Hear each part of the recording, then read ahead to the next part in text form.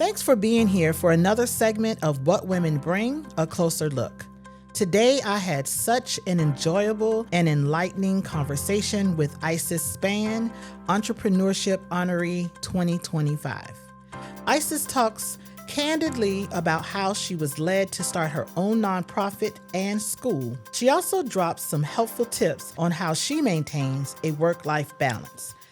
I am sure you will enjoy this as much as I did. Welcome, Mrs. Spann. How are you? I'm doing amazing. How are you? I am amazing. I've been looking forward to this moment. I've been wanting to talk to you because I remember talking to you early in your journey. Mm-hmm. I believe we were like going through COVID, I think. 2020, 2019-ish. Yeah. Yes. So you were getting your business off the ground. Mm-hmm. And this year you were nominated as our education. Yeah. Oh, no, I'm sorry. Entrepreneurship. Yeah. Yes, for your work in the community around education. Mm-hmm. So I really want to talk about the name of your business. Okay. And how that came about. How did you get started? Yeah, so Fundamentals of Learning is the name of my LLC, mm-hmm. with FUN being capital, because I wanted it to be all about being fun, learning being fun, learning being engaging for kids. And then 3 years ago, we started a nonprofit called A Home for School, and that's our brick and mortar micro school in Moncks Corner. Oh, nice. So you tell me about that. So it's a brick and mortar. Mm-hmm. Kids come there. How do they get there? Why are they there? Yeah. So Fundamentals of Learning more so serves families that are still in public school, mm-hmm. Whether it is in person or virtual. But A Home for School is only for homeschool option 1 and homeschool option 3 families. Okay. So those families can decide to come and learn with us for 5 days, 3 days, 2 days. Drop-ins is really a flexible learning environment. And it really was birthed from my own experience as a homeschool mom. I knew what my kids needed. Right. And as I was looking on social media, like a lot of families had questions. And I've always wanted to be a principal anyway. So I went through a Catalyst program through KaiPod to start what's called a micro school. Oh, wonderful. So you took your own experience and created a business. Because I was going to ask you about, like, not everybody's cut out to be an entrepreneur. And not everyone even thinks about being an entrepreneur. How did that seed get planted for you? Yeah, so actually, when I was at Johnson C.Smith University, that's where I got my undergrad degree, there was United Negro College Fund did an internship for us, and it was all about social entrepreneurship. But because UNCF is all about education, we had to work with, or we were partnered with, educational platforms to do that program. So I didn't know much about entrepreneurship until I went through that program. Right. And then once I went through it and we did a lot of different like personality assessments and different things like that, I was like, oh, I guess I do fall into this category. Because when you go to college and you majoring, they tell you, hey, this is what you are. Right. Right. So I was majoring to be a teacher, but I didn't know that a lot of the programs that I was looking at, like the Harlem Children's Zone, for example, was a business. I thought school was school, teachers taught, that's just what you did. I didn't know that you can actually have a business as a teacher. Awesome. Yeah. So what kind of results were you hoping to impact? What was the impact you were hoping to make, and how's it going so far? Yeah, it's going really great. Lord, and I get teary every time somebody asks me this type of question because, Lord, we ain't been recording too long for me to be crying. But I always had great teachers, and I always needed great teachers. Right, raising a single parent household, mom was very young, so school was my safe space. Yeah. So I always wanted school to be a safe space, which is why I became a teacher, which is why I wanted to be a principal. But as I became an adult, I realized that my mom also didn't have a lot of help. Like she didn't have the school reaching out saying, hey, you should try this or you should do that. It was this, for me, it was this separation of my school life and my home life. And I was like, oh, if my home life was a little bit like my school life, then it would be great. Or if some components of my home life were in my school life, it would be great. So my goal has always been to kind of close that gap just a little bit so there's not so much of a separation between school and home. Yeah. And those kids that need love, need support, the person that's in front of them for 8 hours a day is able to provide that support.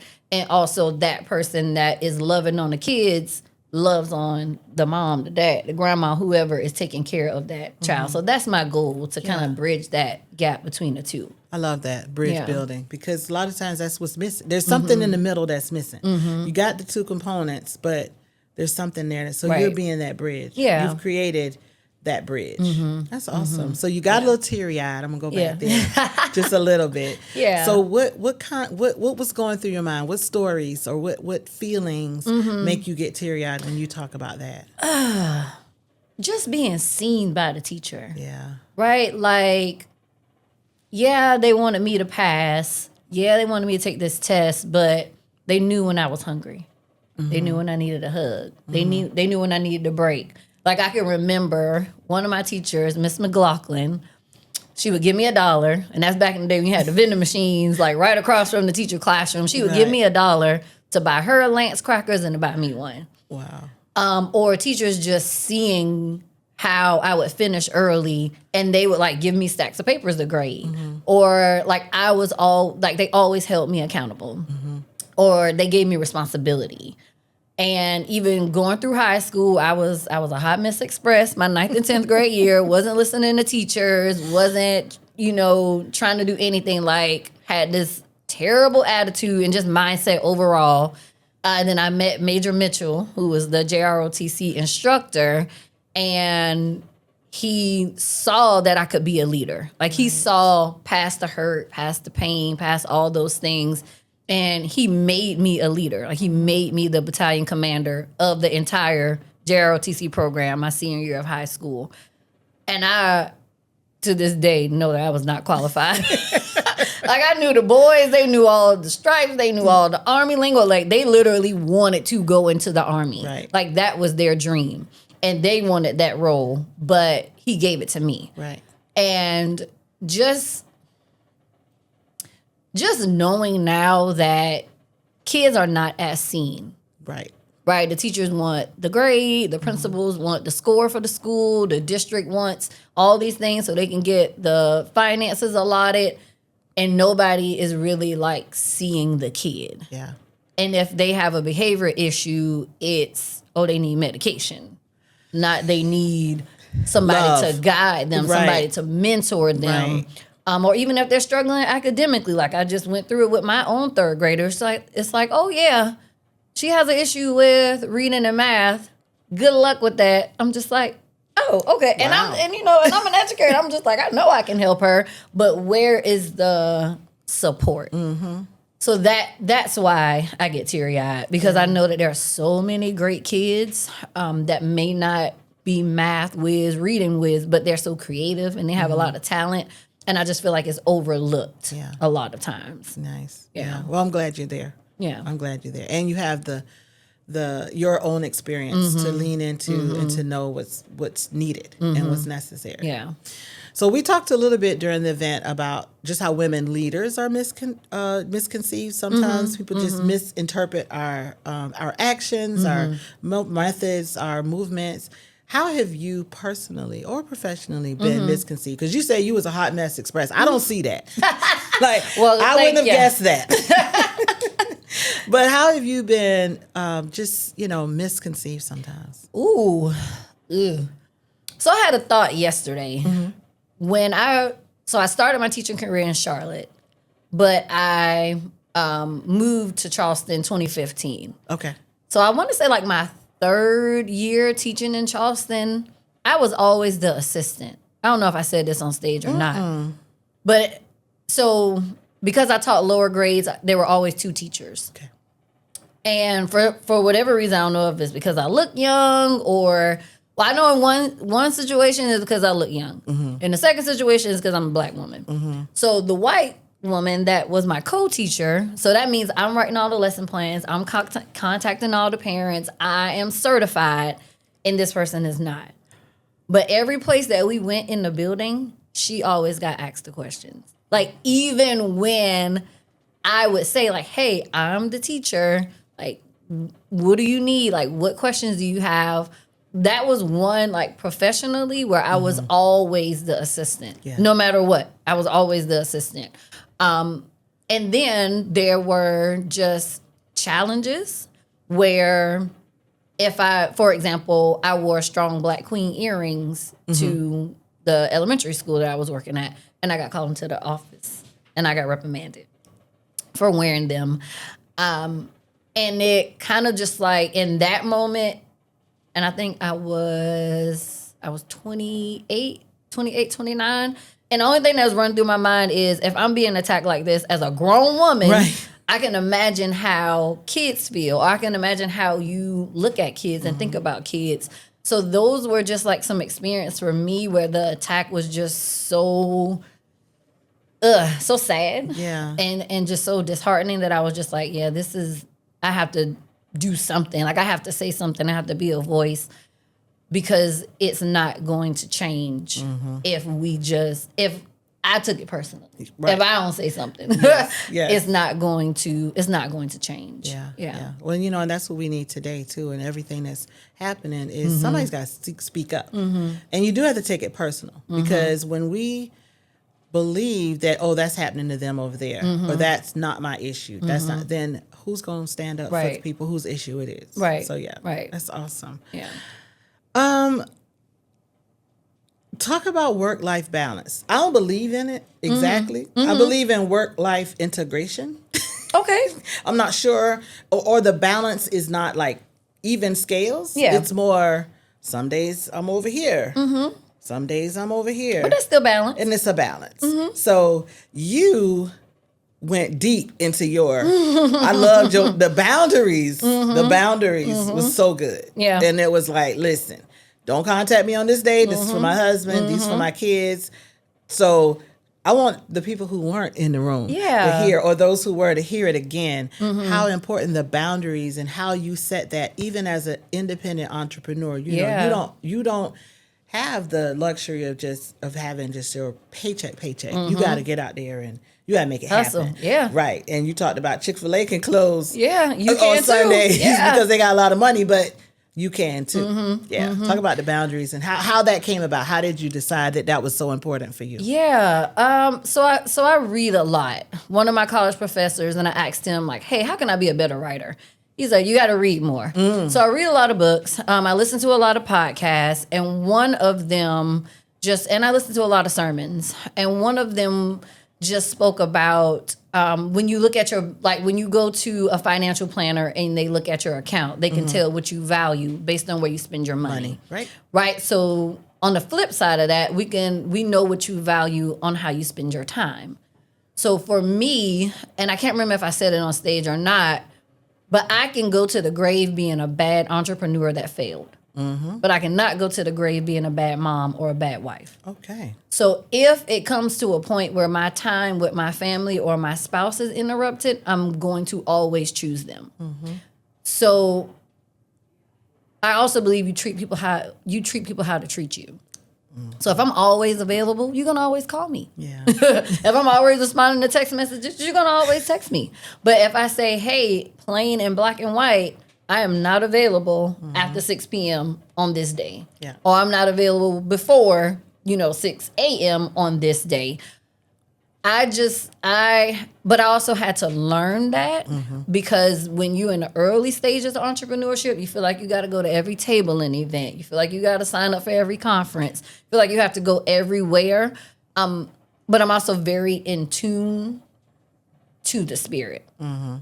So I do pray, I do meditate, and if it's a no, then it's a no. And then if it's a yes, then I plan ahead for that as well. But I really think it's all about you treat people how to treat you. And I want my kids to be proud of their mother. They don't care nothing about these businesses. They don't they congratulate me. They're proud of me. But at the end of the day, my daughter wants to know if I remember to bring her Funyuns home or her, chocolate pretzels. Right. And my husband married a woman. He married me. Right. Not he didn't marry the business. Right. So it's just like, I have to show up for the people that matter. And while my clients and my customers and my students, I love them to death. Yeah. But you have to prioritize. And just for example, today is Wednesday. Like my calendar is closed after I finish my work for today, because Wednesdays are for my husband. Yeah. For us to sit down, for us to be people, not to be parents, but for us to be people and have that relationship with each other. Because if I lose any of my businesses, or if I close any of my businesses tomorrow, I want to make sure I foster the relationships that really matter to me. Nice. That's awesome. I love that. What would you say would be a defining moment in your career, or even a person? Like when, we sometimes have those aha moments, or we look back and we're like, that was the moment, or that was the statement. I know you talked about when you were the actual certified, but this other person was looked at. So like, what was the defining moment where you said, this is where I'm supposed to be. This is the direction I'm supposed to go in. Even if it's not where you landed today. Ooh, that is a great question. I feel like I've had a lot of defining moments. But one of the biggest ones for me that I literally still pull from today is when I met Dr. Maya Angelou. Oh, wow. So in college, Alltel was partnering with Dr. Maya Angelou, and they had what was called an Alltel Words of Wisdom essay contest, and I actually won. So I got a chance to meet her in real life and like stand beside her. Yeah. And one of the statements that she said to us was to stand tall and bow only to God. And for me, like, just hearing her say that in like real time, like literally solidified, like this is what I'm supposed to be doing. I thought I was supposed to be a writer, author, and just like write books and do all those things. And I still like to write. And I also noticed that sometimes what we think we're supposed to be doing is not what we're supposed to be doing, like on a large scale, because I still write every day. I have to write my own lesson plans. I still like writing songs and different things like that. But in that moment, it just solidified that it was a gift for me, especially just being there as a contestant when it was 10,000 essays that came in and I got chose. So I think that was probably one of the biggest defining moments for me to let me know, like, I deserve for my voice to be heard. Nice. Yeah. She had some she could drop a gem, and I met her once as well. I was also writing. Okay. I was writing freelance for a local paper in Savannah. Okay. And my assignment was to go to her talk she was doing at the Georgia Southern University. Okay. And so I drove from Savannah there. I was able to take my mom with me. And we sat. I took my grandmother with me. See, it's just like, ooh, what those moments mean. And just sitting there that close to her as a journalist at that time, I was sitting close, and then I had a chance to, just actually have some time with her. And it's like, it's just something about her. Like, you can feel that energy. Yes. Yeah. Yes. I love that. I hadn't talked to anyone who also has met her. Yes, personally. I loved it. That's awesome. Yeah. What advice would you give? Because I can feel your heart towards the young people. Right? So what advice would you give to young women, young girls who look up to you because of all the things that you've accomplished thus far? What advice would you give, say, to a high school or early college woman who looks up to you? Ooh. First, don't look up to me. Let's start there. I feel the same way. Don't be. I'm not your role model, but I want to. And not in a sense of look up to me, but also look down on me. Right? Look up to me for inspiration, but look down and understand that I'm just as human. Yes. That I'm flawed. That I make mistakes. That I do the wrong things. That I make bad choices. Because I feel like when we look up to someone, all we see is the halo, right? But we don't see the other things. Right. So it's just like, use me for what you need me for. Because I might not be the perfect role model on how to run a business. I might just be a good role model on how to be a mom. So pick and choose what you pull from me. Yeah. Because you may not need everything that I offer. And just know that I'm going to be authentic. I'm going to tell the truth if that truth hurts. Because I tell the truth to myself first. So that makes it easier to tell the truth to everybody else. And like learn from what I tell you is a mistake for me. I love the fact that now that I'm in my 30s and I have teenagers, like I can say, hey, this is what I did when I was 14 and it was a terrible mistake. Now you could go do the same thing and deal with the consequences of that, or you can learn from the 20 plus years that I had. And that's also why I love books, because it's just like, you don't have to make the same mistake. Like you can read this book, you can read the lesson that they learned, and you can do that instead of doing, you know, what you were going to do that was a mistake. So I would say, you know, young women looking up to me, whether it's on entrepreneurial journey or on a personal level, like look to me for inspiration, but also look down and understand that there are mistakes that I make. I'm not perfect. And if you put me in a box, just know I'm gonna break it. I like that. I might let you down. I love that. So yeah, seeing your humanity, I like that. They make you let them know that you are real and human. And that gives them permission too, to know that their mistakes don't have to define them. Right. Yeah. They don't. Because they haven't defined you. And I believe that wholeheartedly. Like a mistake that you make X amount of years ago, like it defines you if you let it define you. A mistake that I made 5 minutes ago defines me if I let it define me. Right. But if you really care about people and you care about the people in your circle, like you make changes and you make adjustments based on how much you value people. I love that. So now just a funny question. Okay. What makes you laugh out loud? Who makes me laugh out loud? Recently, it has been this guy on social media named Terry K. He does like reaction videos to food that people are making. And it's just so funny to me. Ali Sadiq, like just people in the online world that make me laugh. But my kids make me laugh. My students make me laugh all the time. I feel like I just like working with younger people, like that 5-6-year-old range. Like they say anything, and I love them because I say anything too. So yeah, those are things that make me laugh out loud. I love that. I like Ali Sadiq as well. I was just watching one of his shows. I want to say it was just night before last. Yeah, yes. I love him. What is something that people don't know about you, or like I don't want no secrets, but you know, like things that people might be surprised if they were like, oh, Isis likes that, or Isis does that, because you're so put together in your professional.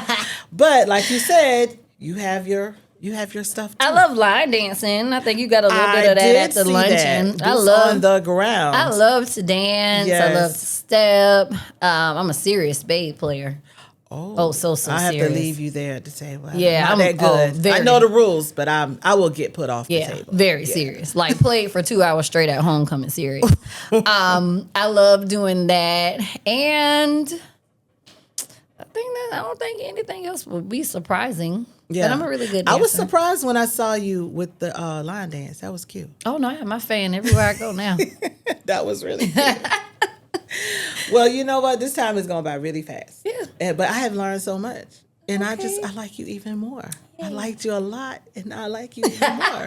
And I've learned a lot, and I think that people are going to appreciate you being open and honest. And you said on the stage, y'all did say to be real.